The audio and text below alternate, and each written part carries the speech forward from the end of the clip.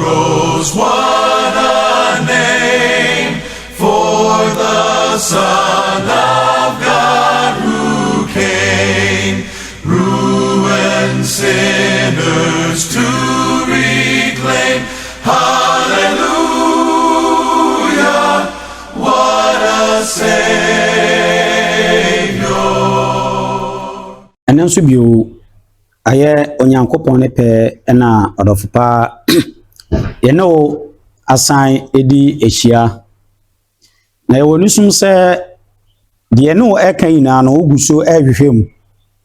na de bia me kama sam bi ese never believe anyone who quote the scriptures onye obiara o kan bible no okotu quotations na etwese ogino edi esa na mmom no wankasa etobo na ye research na wese asem a o kano asem a ye kano saa na etie ana egusu aye kayo say obobo modern na wada woni atre TikTok na wakwa akwhwe eye the gospel of Christ yen efutuo ene ye nkwanhye sem a eno so de ne de ina na ye de eto wo no na che ema obi nso onye bi enhwe ewo saa dwumeye so we nso nsa eka bomodin wo de like my share na fa comment no ebra ne nam so ne mbo asempa no de wuro mfa ankyere amansan yen ye be so de ekwan bebre aba ai be fa so a ye de ebeka asempa no e de akye afoforo bia no se meme ka wo hwe mi no wo so wo saka obema obi nso ensa aka na ade no etumi akọ nanim yedo ebe wiye ewo yen adesua a efa no so okristoni ewo ho kwan se otua eye entweso edudu ana ye no ahwe na wotwe miensa aba betwam na wotwe miensa ye hwe ye no ye ebebe hunu se nyankopon enam na ko Paul so ama ye wi ewo Hebrews chapter number 7 verse number 11 and 12 no edi adanse say onyankopon se wasesa eye emra no aye asofodie ni mra no na so wasesa asofodie no emra no ede a no se emra biara wo hu no so no etwaso mo esesa no nti osesa no osesa no eye ne de ben osesa no efri he ede ko he nti me ko no we go to quotation ewo John chapter 12 verse number 48 at the Emma say ane Yesu Kristo say nia omume na onjemi nsem no ewo nia obunaten na nsem wa maka no ena mede bebu onipa naten ewo da odi ekire munyarofo nti Yesu Kristo say this time no ene munasem ene yede ba beye adwuma na yemfa oye obi different asem John 1 verse number 17 o say emra no de ye na Moses so ene yede ebae nembom adom ene nokore no ye nam yewuade Yesu Kristo so ena yensa ekan it is a see baby a yedru no yedru adom emre ansesia no e Kristofo ade a onyankopon e de apromise yen enam ne ba Yesu Kristo so de apromise yen no John chapter 12 verse number 26 Yesu Kristo say se obi esom a manu endi mechi na bebi a me wo no eho na masomfo eyina no ebeba nti ye di adanse say e Kristofo ye kwa heaven nti ye kwa heaven no onyankopon amfa tithe amayen na mbom ose wasesa no ebe ye den nyankopon say me na me de ade ne man na me ankasa nso masesa no ose wasesa no emasese a Kristofo ye kwa asori a ye ntua tithe bio na mbom ye to collection ade ye Kristofo ye kwa so ye ne say ye to correction oma. So the book of 2 Corinthians chapter 9 verse number 6 and 7 Bible no say na ye die die odua no chinchin mu no obetwa no chinchin mu na die odua ne befuru mu no obetwa ne befuru mu. Enti verse number 7 ɔse ma onipa biara ɛma sɛnea wasusu ɛwɔ n'akoma mu. Kristofo yet ase yedie no enne dey no eye we give as we have purposed in our heart. Iti ye kwa sorry a enye percentage say misika menya no etwa se mitua saa mitua we dabi na mmom ne ye die no say Bible no say die esi wiye no e no say se wo pa yisira ne kase a ene de wo kwa sorry a yini kase. Iti yen e Kristofo ye penso ye nhira no e dɔɔso esen apamda da mu de. Efisa apamda da mu de nhira no e 1/10. But yen Kristofo ye de ne de wo nhira gibidu biara wo pɛ no e wo e na wo twusu nhira wo pɛ. Because the more you give, the more you receive the blessings. The Kristofo de no apamda da mu de no ente saa. Colossians chapter 3 verse number 23. I say, ade biara mo ye no momfiri mo akoma mu sɛ mo ye amawurade na mmom enye nipa. Oh, saa na tie. Sɛ obiara ye biribi a ofiri na akoma mu nye sɛ ɔyɛ amanyankopɔn na mmom enye nipa. Na sɛ saa quotation we no kredi a na se tight no nyankopon de man ni yesi tight ni yetua de man nyankopon de a na se mentua eye den e na tight mentua ye damika se nyankopon de ade a ni yetwa se nyankopon na beda ne ka but ye hu se ade na ye no enye no kurenti ye hunu ekwan ye fa so a ye nie inti tight ni adofo eniwa ma Kristofo dabi omo nyankopon de ma omo no omo ewu ko dada and there was a reason nyankopon de ma omo but enne e Kristofo Bible no say ye mpo onipo twa say yetie no enemre no Yesu Kristo according to Matthew chapter 17 verse 1 to 5 abia Yesu Kristo efa Peter, James and John ekom ko bo mpa ye no. Oh, ewa ena Peter so hu say Elijah and Moses ababa kan Yesu Kristo ho. Na say wurade wo de me yense da miensa ma wo. Wo de ba ko Peter de ba ko no we de Elijah de ba ko. Na so an gusto okasna na mununkum be kata on so. Na nya ni chemu say ye ni me do ba so mani ntimuntie no. Afa mununkum ko ye no ye hu no bia nipa ye hu na Yesu Kristo which means ene onipa ye tie no Yesu Kristo. Yesu an chechere amfa tight ho si entua tight asomafo edi kan no obiere ni wo tua tight no minodofo asomafo edi kan no obiere ni wo Paul entua tight Peter entua tight James entua tight Bartholomew entua tight obiere ni ho a otua tight but ene e ba ne sen ye edi adanse se ampa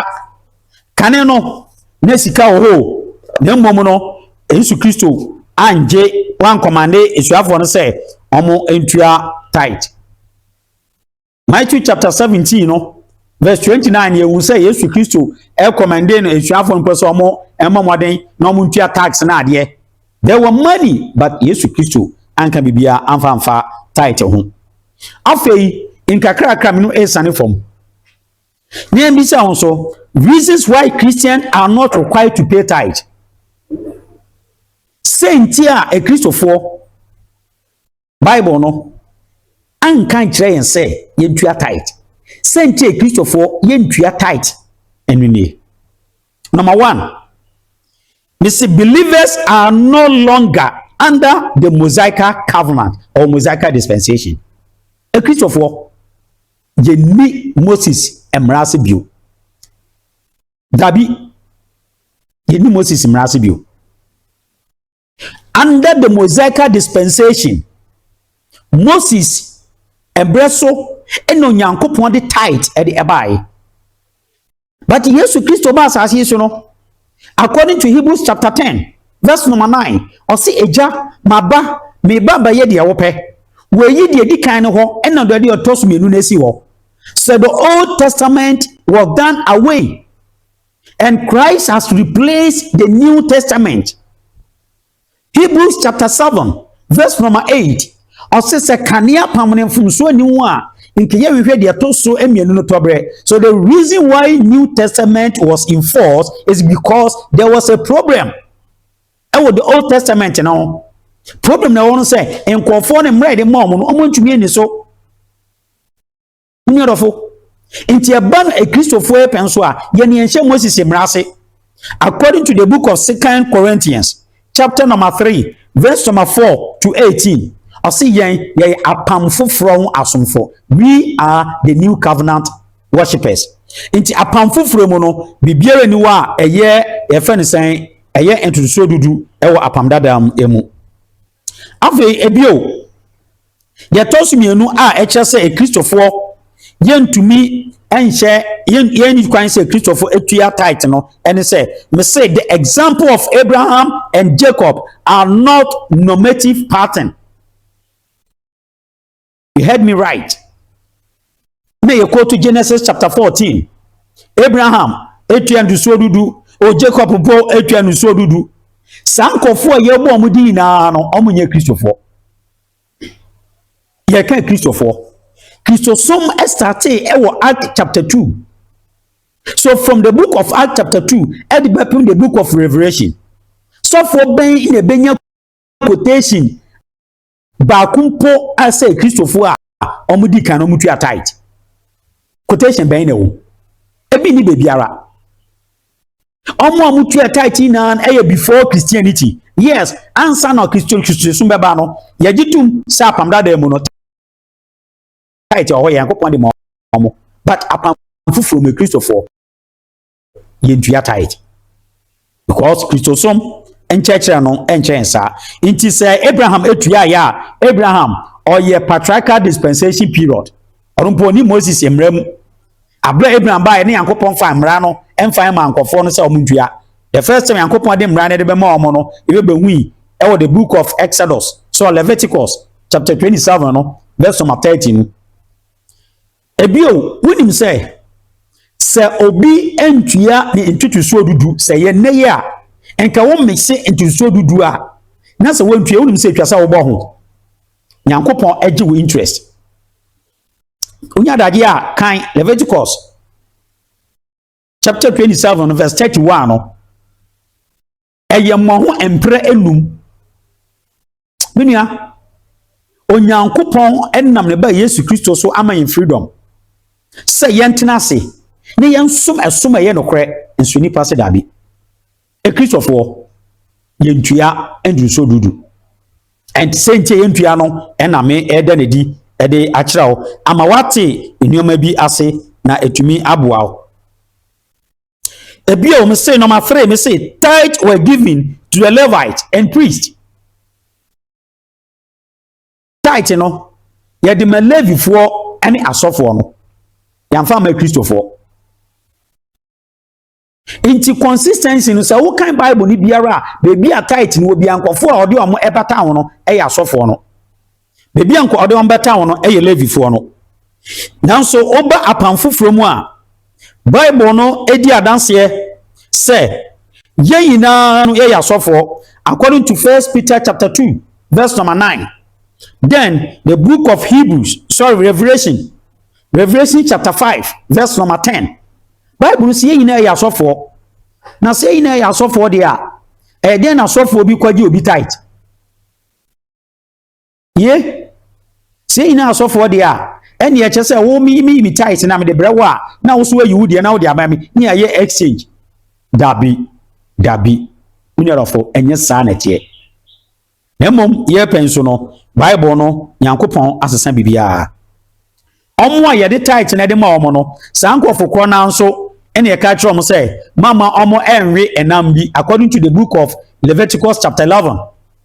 verse 5 to 11. Omo mutua tithe no Nyankopon ka kire omo say mama omo nwi preko omo nwi akrante ebio omo tua tithe no Nyankopon ka kire omo se omo ni homeda ebio omo tua tithe no Nyankopon ka kire omo se so omo dua enobaye biara amamfo ndare mienu emfa endua efuro ba komu omo tua tithe no omo na omo penso na omo bontwene e Christopher saade no yenye itimi nuadofo Kristosumu mama obiara enda daw se twa se e Christopher yetumi etua eye enduso dudu na ma no eyeye afei ebio me say the tithe is tied to the Levite and the Israel under the Old Testament covenant. Tithe no Nyankopon e de famo ho e wa pam dada kwan so e de ma Israel for no say omo na omo entua. Inti Levi for no ene Nyankopon e ka kire omo say omo eye omo so omo etua sa opobi etwa so otua ye Israel ni a men kan chem so ye huhum Israel ni se ka Israel ni papa tobo na kan eye the book of Deuteronomy no chapter number 16 no obete ase na etumi aboa papa miniodofo se obi ese oje tithe ena na nde ebisa se percentage sign na twa se nipa no otua what percentage na twa se otua because Israel for no yes so muntua 10% se wo se ene e betwe se twa se otua tithe yen percentage do sen na twa se otua e ya sembi se ampesa odwunu mu yi e Christopher yes e kwan a ye fa so ye gisika e wo Kristosumu no e ye mienu pe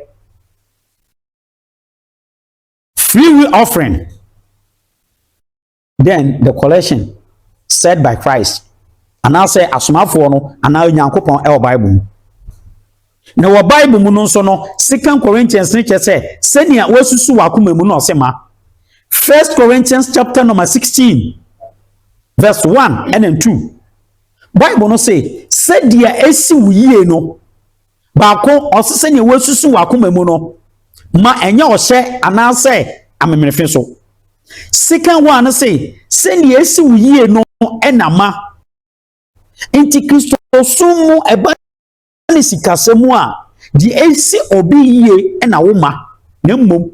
enye de obi aka kirew ena etwa se wo ye dabi enti se nyame yamadom ena na watwe mina mu no meton ade ena ade na meton no esi mi yie 100 Ghana. Bible no say sa 100 Ghana na esi mi yie no mehwe na meyi bi na memfa nkomo no Nyankopon nti se meyi 50 cedis so se meyi 20 cedis so se meyi 10 cedis eno no is up to me percentage biara ena ho because it is more you give the more you receive sa ena pamfoforo ekwan so oma no esi etie afei e Christopher a Onyankopon edi yen aba eye ne doba no ahindie ni mu no se yen no yesia Bible no enkire yen se yentua eye yefensan tithe na mom o say we should give generously omano ma se ni obetumi bia maniye aha ina meka no maniye na se wo ye Kristo ni na wo ma na wo ma ni a Onyankopon ehiraw enye tithe ina Nyankopon ma obi ebe ehira no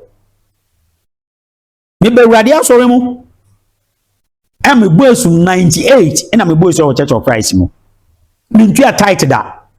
and my life has changed totally my brother asesa because me gidi say se metumi Nyankopon betumi asesa my brother is based on giving not tithe for so many years mintua tithe da but the question is there where would you tithe enemy what are the difference to me kind obi entua tithe will be a provision store ankase emobi enom wafa ebinom no mo ye adwuma wo the same thing na wonso a wonso utua tithe no will be adwuma kase adentia the book of Proverbs chapter number 10 verse 22 or say Onyankopon shira ena ma nipa oyodefo enti si Nyankopon be shira wo a ɛyɛ kwan bɛfa so nhyehyɛ ɔbɛyɛ de bɛto akwan mu ne mu odie ne mmom ɛnyɛ tight ne mu obi ɛbɛyɛ nhyira no ne ɔrɔfo ɛnyɛ saa ɛna ɛteɛ ɛde bi ada afei kristofo yɛ instruction nyankopɔn ɛde ɛma yɛn ɛno ɛne sɛ yɛnhwɛ ehiafoɔ yɛnhwɛ nyanka yɛnhwɛ enwusia sɛ wokɔ ɛyɛ the book of Acts chapter 20 verse number 35 a Paul say monkae asɛm a meka kyerɛ mo no sɛ ɔma emu ɛwɔ nhyira ɛse no ɔgye ɔsɛ monyɛ dwumaden ɛmfa mo wɔn a wɔyɛ mmerɛ James chapter 1